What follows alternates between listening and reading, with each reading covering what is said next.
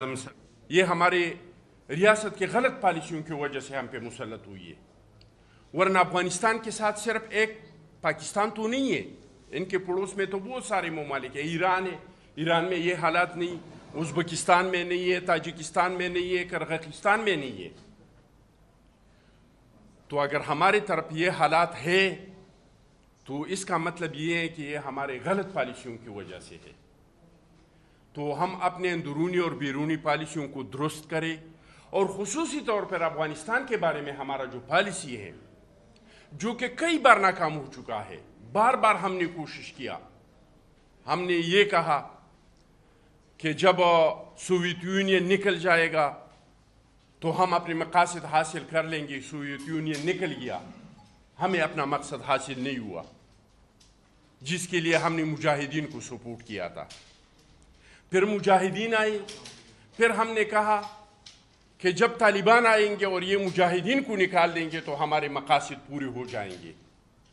نکل گئے مجاہدین اور طالبان کا حکومت بنا، لیکن ہمارے مقاصد پوری نہیں ہوئی۔ پھر جو حکومت بنا کرزئی کا، اشرف غنی کا، جو کہ پہلے بار تو میں سمجھتا ہوں کہ کرزئی صاحب کو امریکہ نے لایا تھا، لیکن پھر ہمارے تعاون سے وہ الیکشن ہی جیتتا تھا۔ ہمارے مقاصد پوری نہیں ہوئی۔ اشرف غنی کی جیتنے میں بھی ہمارا بہت بڑا ہاتھ تھا، لیکن ہمارے مقاصد پوری نہیں ہوئی۔ ہم کہتے تھے کہ یہ راہ خاد اور موساد کے لوگ ہیں، جب راہ خاد اور موساد کے لوگ نکل جائیں گے تو ہم اپنے مقاصد کو حاصل کر لیں گے۔ وہ راہ خاد اور موساد کا حکومت جس کو ہم کہتے تھے وہ ختم ہوا، امارات اسلامی کا حکومت بن گیا۔ جس کو ہم راہ اور خاد اور موساد کی حکومت کہتے تھے، اس سے بہترین دہشت گردی اس ملک میں آ گئی۔ دہشت گردی میں 100 گنا اضافہ ہو گیا۔ تو ہمیں اب سمجھنا چاہیے کہ افغانستان کے بارے میں ہمارا جو پالیسی ہے، وقت آ چکا ہے کہ اس پہ ہم سر نو غور کریں اور اس کو ہم تبدیل کریں۔ باقی ایک بات، بس آخری بات، تیسرا تجویز میرا یہ ہے، ہماری بی بی نے اس چیز کے لیے ایک پالیسی بنایا تھا 3D کا، جس میں پہلا ڈی جو تھا وہ ڈائیلاگ تھا۔ میں سمجھتا ہوں کہ جھگڑوں سے آپ کسی کو مذاکرات پہ ٹیبل پہ لا سکتے ہیں، آپ حالات کو کم کر سکتے ہیں، لیکن آپ ہمیشہ کے لیے اس چیز کو ختم نہیں کر سکتے۔ اس کو ختم کرنے کے لیے بی بی نے جو فارمولہ 3D کا بنایا تھا وہ بہت لازمی ہے، جس کا پہلا ڈی تھا ڈائیلاگ، لیکن وہ ڈائیلاگ نہیں جو بند کمروں میں ہوں، جس کے بارے میں پارلیمنٹ کو پتہ نہیں ہو، جس کے بارے میں وزیر خارجہ کو پتہ نہیں ہو، جس کے بارے میں ملک کے وزیر اعظم کو پتہ نہیں ہو۔ آپ لوگ یقین کریں، افغانستان میں جو ہمارا جرگہ جا رہا تھا، چیئرمین بلاول صاحب وزیر خارجہ تھا، ان کو میں نے خبر کیا کہ میرا نام ایز اے پیپلز پارٹی نہیں، ایز اے قبائلی مشر جرگے میں ہے، میں جا سکتا ہوں کہ نہیں؟ وزیر خارجہ کو نہیں پتا تھا، صدر کو، وزیر اعظم کو نہیں پتا تھا، وزیر اعظم کو وزیر خارجہ نے بتایا کہ آپ کے علم میں ہے، ان کے علم میں نہیں تھا۔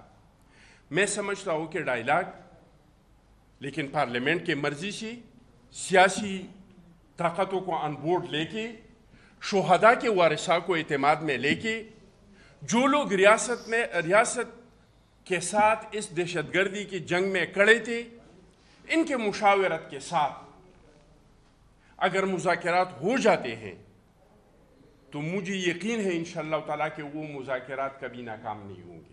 تو تیسرا تجویز میرا یہی ہے، جو کہ میرا تجویز نہیں ہے۔ اس کام کے لیے بی بی جو پشاور آئی تھی تو ہم نے بی بی سے پوچھا تھا کہ بی بی یہاں پہ تو بدترین دہشت گردی ہے، لگ رہا ہے کہ ہم اقتدار میں آ جائیں گے، ہم نے اس پہ کیا کنٹرول کریں گے؟ تو بی بی نے ہمیں بتایا کہ اس کے لیے میں نے 3D کی پالیسی بنائی ہے، مذاکرات کریں گے، کوئی پاکستان کے آئین قانون کو نہیں مانتے ہیں اس کے ساتھ لڑیں گے، جہاں پہ ریٹ آف دی گورنمنٹ قائم ہوگا وہاں پہ ڈیولپمنٹ کریں گے۔ تو میرا یہ درخواست ہے کہ اس پہ عمل کیا جائے۔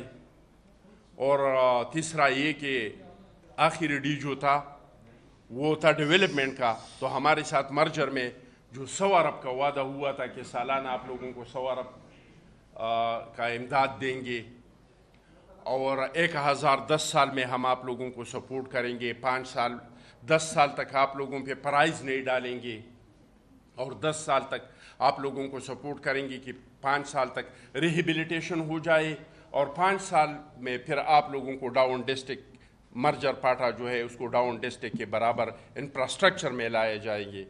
تو میں درخواست کرتا ہوں حکومت سے کہ اس وعدے کو پورا کرے. آپ لوگوں کا بہت بہت مہربانی, شکریہ. آپ بھی ڈائلاگ کی بات کر رہے ہیں, اور جو موجودہ کے پی کے وزیر اعلیٰ ہیں وہ بھی کہتے ہیں کہ دہشت گردوں کے ساتھ مذاکرات کے علاوہ کوئی راستہ نہیں ہے. تو یہ دونوں آپ ایک ہی بات کر رہے ہیں, جو جس سے پہلے ریاست نے فیصلہ کیا کہ اب کالعدم ٹی ٹی پی کے ساتھ کوئی مذاکرات نہیں کیے جائیں گے, یہ اس سے متضاد نہیں ہے؟ دیکھیے جی, میں تو کوئی اپنا بات نہیں کر رہا ہوں. میں تو بی بی سی اس پاکستان میں کسی کو لائق نہیں سمجھتا ہوں. بی بی نے ایک پالیسی بنایا تھا 3D کا, یہ میں نہیں کہہ رہا ہوں, یہ بی بی سے ہم نے سنا ہے, اور پھر اس پہ ہم نے عمل کیا, اور پھر آپ نے دیکھ لیا کہ ہم نے ریٹ آف دی گورنمنٹ قائم کیا جو کسی ٹائم پہ تھا کہ یہ دہشت گرد مارگلا کے پہاڑوں تک پہنچے. پھر آپ نے دیکھ لیا کہ ٹرائبل ایریا پہ ریٹ آف دی گورنمنٹ قائم ہوا, سوات پہ پاکستان کا جھنڈا لگ گیا, بلوچستان میں ترانہ بجانا شروع ہوا. وہی بی بی کی 3D کی پالیسی کو لے کے جو صدر زرداری صاحب کا اور گیلانی صاحب کا حکومت تھا, ہم آگے بڑھ کے اس کی وجہ سے ہم نے دہشت گردی پہ قابو پایا تھا. تو یہ جو ڈائلاگ کا ہے, لیکن اس میں شرط یہ کہ پارلیمنٹ کے مشاورت سے ہو, سیاسی لوگوں کو آن بورڈ لے کے. جس طرح کی سوات میں ہم نے مذاکرات کی تو پارلیمنٹ کو ہم نے آن بورڈ لیا, ہم نے سیاسی قیادت کو آن بورڈ لیا, ہم نے قبائلی عمائدین کو, عوام کو, پھر عوام ہمارے ساتھ کھڑی تھی, عوام نے لشکریں بنائی. جب ہم نے عوام کو اعتماد میں لیا اور حجت تمام کر دیا تو اس کے بعد عوام ہمارے ساتھ کھڑے ہو گئی. ڈاکٹر صاحب, آپ نے بتایا کہ سیاسی جماعتوں کو دہشت گردوں کی طرف سے ہدف بنایا جاتا ہے کارروائیوں میں, تو کچھ ایسی سیاسی جماعتیں بھی ہیں جن کو ہدف نہیں بنایا جاتا, یعنی دہشت گردوں کی طرف سے بھی سیاسی جماعتوں کے لیے کوئی پسند اور ناپسند کا کچھ نظر آ رہا ہے؟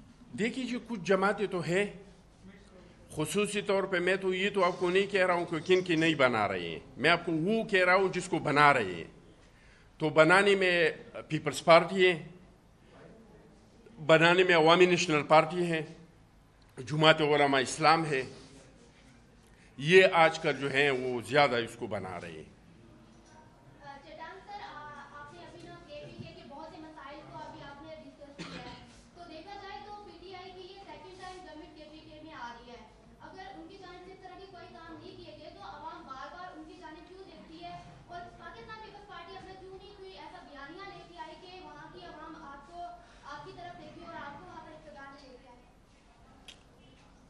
دیکھیے جی, مسائل تو وہاں پہ بہت ہے. 10 سال یہ جو سلیکٹڈ راج ہم پہ ہوا ہے, اس میں کوئی مثال کے طور پہ میں چیلنج کرتا ہوں کہ پی ٹی آئی کا کوئی بندہ آ کے مجھے بتائے کہ کوئی ایک یونیورسٹی بنی ہے, ایک کالج بنا ہے, ایک چیز بنا ہے جس کا نام ہے BRT, وہ بھی 16 ارب کے خسارے میں ہے. پچھلی بار تو اس کو جس طریقے سے 2018 کے الیکشن میں جتوایا وہ تو ساری دنیا نے دیکھ لیا, اس پہ تو بحث ہی نہیں کرنا چاہیے. اس بار بھی ان کو ایک اور طریقے سے منتخب کیا, ان کے ساتھ گڈی گڈی کھیلا, ان کو عوام کے ذہنوں میں مظلوم ثابت کیا. آج گھر پہ چھاپا مارا, اس طرح چھاپا نہیں ہوتا تھا. پہلے سے بتاتے تھے کہ ہم آتے ہیں, وہاں پہ جاتے, چائے پیتے تھے, ان کے ساتھ کھانا کھاتے تھے, لیکن پھر ویڈیوز بناتے تھے, سوشل میڈیا پہ دیتے تھے کہ فلانے کے گھر پہ چھاپا پڑا اور یہ اس کے گھر کی بے عزتی ہو گئی, اور چادر چادیواری کا خیال نہیں رکھا گیا. پکڑتے تھے کہ اس کو ہم نے 9 مئی کے واقعات میں پکڑ لیا, اس کو جیل میں ریسٹ ہاؤس کی طرح بٹھاتے تھے, جس طرح عمران خان رانے کھاتے ہیں, جس کے لیے اس کو جم بنایا ہے, 7 کمرے دیے ہیں. جیل کا جو جیلر ہے وہ آ کے ان سے پوچھتے ہیں, شیڈول اس کے ساتھ مل کے بناتے ہیں. اس طریقے سے ان کو تھانے میں یا جیل میں بند کر دیتے تھے, اور سوشل میڈیا پہ ایک کمپین چلتا تھا. جب وہ کمپین پیک پہ پہنچ جاتا تھا, پتہ چلتا تھا کہ اب کمپین پورا ہوا, اس کو نکالتے تھے. ہفتہ 10 دن بعد پھر اس طریقے سے کرتے تھے.